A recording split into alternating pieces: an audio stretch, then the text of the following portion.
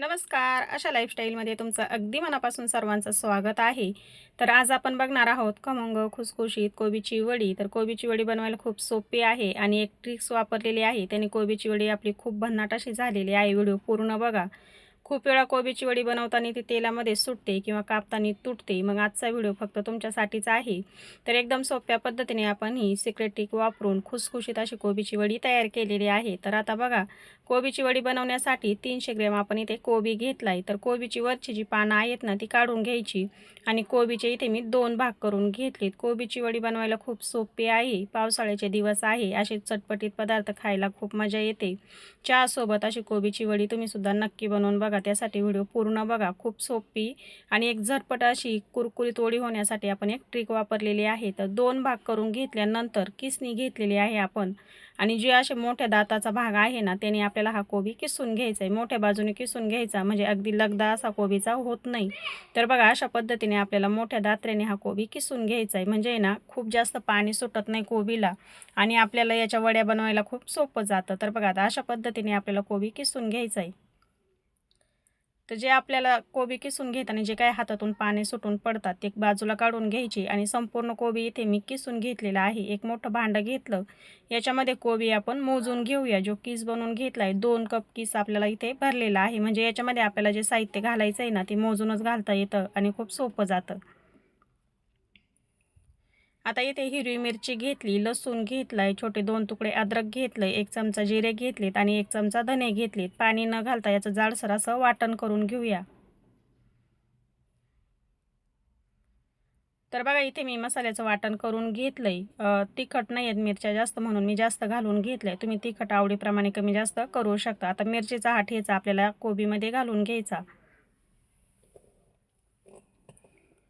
तर संपूर्ण ठेचा इथे बनवून घेतलेला आपण कोबीमध्ये घालून घेतलेला आहे. आता याच्यामध्ये आपण ओवा घालून घेऊया. तर छोटा अर्धा चमचा इथे मी ओवा घालून घेतलेला आहे. 2 चिमूट आपण याच्यामध्ये हिंग घालून घेतलेला आहे.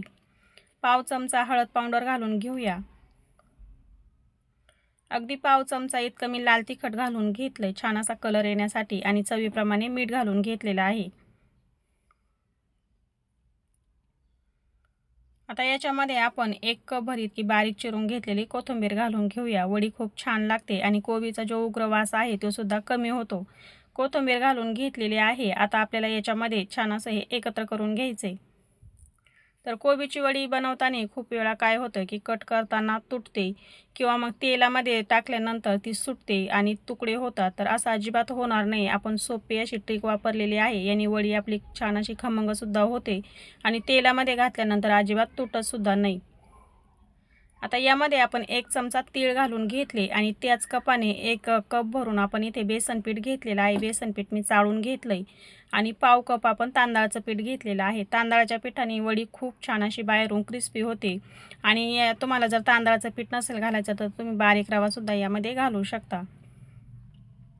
आता हे छान असं एकत्र करून घेतल्यानंतर अजून अर्धा कप याच्यामध्ये मी बेसन पीठ घालून घेतलंय आणि चांगलं एकत्र करून घ्यायचं आणि याला कोबीला आहे ना लगेच पाणी सुटतं. त्याच्यामुळे याच्यामध्ये पाणी घालण्याची अजिबात काहीच गरज नाही. 1 छोटा चमचा आपण याच्यामध्ये तेल घालून घेतलं. छान असं एकत्र करून घेऊया. पाण्याचा वापर आपल्याला अजिबात त्याच्यामध्ये करायचा नाही. जे कोबीमध्ये जेवढं पीठ बसेल तेवढंच याच्यामध्ये घालून घ्यायचं. खूप पीठसुद्धा घालायचं नाही. मग वडी खाताना कोबीची चव लागणार नाही. जास्त बेसन पिठाची चव लागेल. त्याच्यासाठी पीठसुद्धा आपल्याला जास्त घालायचं नाही. 2 कप आपला इथे कोबीचा किस होता. त्याच्यासाठी आपण इथे 1.5 कप आपण याचं पीठ वापरलं बेसन पीठ वापरलं आणि पाव कप याच्यामध्ये तांदळाचं पीठ घालून घेतलं. आता ही वडी आपल्याला थापून घ्यायची. तर ताटामध्ये मी तेल असं चोळून घेतलेलं आहे बघा, म्हणजे वडी अजिबात आपली इथे खाली चिकटणार नाही. तेल चोळून घेतलं की हे मिश्रण लगेच आपल्याला या ताटामध्ये घालून घ्यायचं आणि वडी आपल्याला याची थापून घ्यायची. पावसाळ्याचे दिवस आहे. असे चटपटीत गरमागरम कुरकुरीत पदार्थ खायला खूप छान लागतात आणि स्पेशली पावसाळ्यामध्ये हे असे वड्या, थालीपीठ किंवा मग कुरकुरीत स्नॅक्स असे खायला खूप मजा येते. तर आपण स्नॅक्सचे सुद्धा व्हिडिओ अपलोड केलेले आहे. ते सुद्धा नक्की बघा. बटाट्यापासून आपण खमंग असा चटपटीत नाश्त्यासाठी बनवता येईल असे सोपे पदार्थ अपलोड केले. तर व्हिडिओ चॅनलवरती जाऊन नक्की बघा. तर संपूर्ण मिश्रण आपण इथे ताटामध्ये घालून घेतलं. पाण्यामध्ये हात बुडवायचा आणि अशा पद्धतीने आपल्याला हे थापून घ्यायचं. तर बघा थापून झालेलं आहे आणि मस्त असं एकसारखं थापून घ्यायचं आहे. कुठे जाड कुठं पातळ असं नाही थापायचं. एकसारखं थापून घेतल्यानंतर आता हे लगेचच आपल्याला वाफवून घ्यायचं आहे. त्याच्यासाठी कढईमध्ये पाणी गरम झालं की याच्यामध्ये हे ताट लगेच असं ठेवून द्यायचं. आता हे ताट याच्यावरती बसतंय म्हणून मी ताट घेतलेलं आहे. तुम्ही ज्या भांड्यामध्ये असं वाफ साईडला जाणार नाही अशा पद्धतीच्या ताटाचा वापर करा किंवा दुसरं काही भांड्यामध्ये बनवणार असाल तर त्याचा वापर करा. आता घट्ट असं झाकण ठेवून घ्यायचं आणि एक 15 मिनिटासाठी हे छान असं वाफवून घेतलंय. तर तुम्ही बघू शकता छान असं इथे ना हे तयार झालेलं आहे आणि कडा बघा, कडा अशा मोकळ्या झाल्या, सुटलेल्या आहेत लगेच, अजिबात चिकटलेल्या नाही. आता हे पूर्ण थंड करून घ्यायचं आणि थंड झाल्यानंतरच याच्या वड्या आपल्याला कट करून घ्यायच्या आहेत. तर गरम असताना नाही लगेच कट करून घ्यायच्या, म्हणजे त्या लगेच तुटू शकतात किंवा ज्या सुरीने आपण कट करणार आहे त्याला चिकटू शकतात. तर पूर्ण थंड झाल्यानंतर सुरीला इथे तेल चोळून घेतलं म्हणजे वड्या जास्त अशा आपल्या विखुरल्यासारख्या होत नाही. तर आता इथे काय झालंय, खोलगट भांडं असल्यामुळे सुरीने काही मला कट करायला अवघडल्यासारखं होतंय जरा, कारण की सपाट असा मला सुरीचा जो वापर आहे तो करता येईना. त्याच्यामुळे आता इथे मी पिझ्झा कटर घेतलंय आणि पिझ्झा कटरनी या वड्या कट करून घेणार आहे. तर खोलगट ताट असल्यामुळं थोडंसं अवघडल्यासारखं जातंय. तुम्ही असा झाकणीचा सुद्धा वापर करू शकता. तर बघा आता मी याच्या वड्या कट करून घेते. तर आता मी तुम्हाला दाखवते, अजिबात अशा वड्या खाली ताटाला चिकटलेल्या नाही आहेत. अगदी मोकळ्या अशा वड्या आपल्या इथे निघलेल्या आहेत. अशा पद्धतीने वड्या आपण एक 15 मिनिटासाठी वाफवून घेतल्या होत्या. छान अशा वड्या झाल्यात.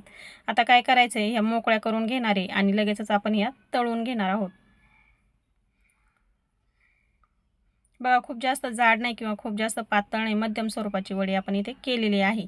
आता भन्नाट अशी ट्रिक वापरायची आणि खुसखुशीत वडी आपल्याला बनवायची. त्यासाठी इथे आपण 2 चमचे कॉर्नफ्लॉवर घेतले, थोडंसं मीठ घालून घेतलं, चिली फ्लेक्स घालून घेतली. आता हे खलवून घेऊया. खूप जास्त पातळ नाही, खूप जास्त घट्ट नाही, मध्यम स्वरूपाची ही पेस्ट आपल्याला तयार करून घ्यायची आणि बनवून घेतलेली वडी याच्यामध्ये बुडवायची आणि मग बघा तुम्ही किती मस्त अशी क्रिस्पी आपली वडी तयार होते. फक्त हे मिश्रण आपल्याला खूप जास्त घट्ट बनवायचं नाही किंवा खूप जास्त पातळ बनवायचं नाही.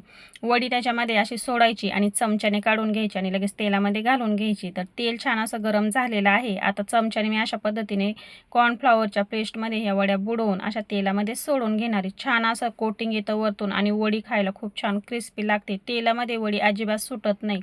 कॉर्नफ्लॉवरमध्ये आपण चिली फ्लेक्स घालून घेतली तर वडी दिसायला सुद्धा खूप सुंदर दिसते आणि मस्त अशी दोन्ही साईडने आता आपल्याला ही तळून घ्यायची. तर बघा अशा पद्धतीने आपण ह्या वड्या जर बनवल्या तर तेलामध्ये अजिबात सुटणार नाही, विखुरल्या जात नाही आणि कट करताना सुद्धा वड्या आपल्या कुठेही तुटलेल्या नाही, तेलामध्ये अजिबात सुटत नाही. तर तुम्ही कॉर्नफ्लॉवरच्या पेस्टमध्ये वड्या घालून छान अशा कुरकुरीत होईपर्यंत तळून घेतल्यात. कलर बघा किती सुंदर आलेला आहे. मस्त क्रिस्पी वड्या आपण ह्या सगळ्या बनवून घेतलेल्या आहेत. तर संपूर्ण वड्या बनवून झालेल्या आहेत. अशा पद्धतीने तुम्ही सुद्धा वड्या नक्की बनवून बघा. ज्यांना कोबी आवडत नाही ते सुद्धा तुम्हाला रोज कोबी आणायला सांगतील आणि अशा पद्धतीच्या वड्या नक्की बनवायला सांगतील. तर एकदम मस्त क्रिस्पी खमंग खुसखुशीत अशी कोबीची वडी आपली इथे तयार झाली. सॉस बरोबर, चटणी बरोबर आवडीने खाऊ शकतील अशा वड्या ह्या भन्नाट तयार आहेत. तर आजचा व्हिडिओ कसा वाटला कमेंटमध्ये नक्की सांगा. व्हिडिओ बघितल्याबद्दल धन्यवाद.